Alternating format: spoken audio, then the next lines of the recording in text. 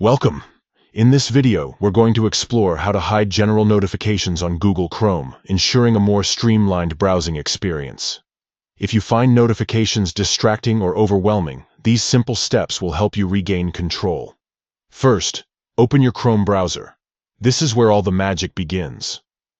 Once you have Chrome up and running, look towards the top right corner of your screen. You'll see 3 vertical dots. This is the Chrome menu. Next, click on the 3 dots. This action will open a drop-down menu filled with options. From here, you need to navigate to Settings. It's usually towards the bottom of the list, so scroll down if necessary. Now that you're in the Settings menu, look for Privacy and Security on the left side panel. Here, you will find various options related to your browsing safety and preferences. Click on Site Settings, which will take you to a new page with all site-related configurations. Once you're in Site Settings, scroll down until you see Notifications. This section allows you to manage how websites can interact with you through notifications. To disable notifications entirely, look for the option labeled Show Notifications at the top of this section. You'll want to toggle this setting off.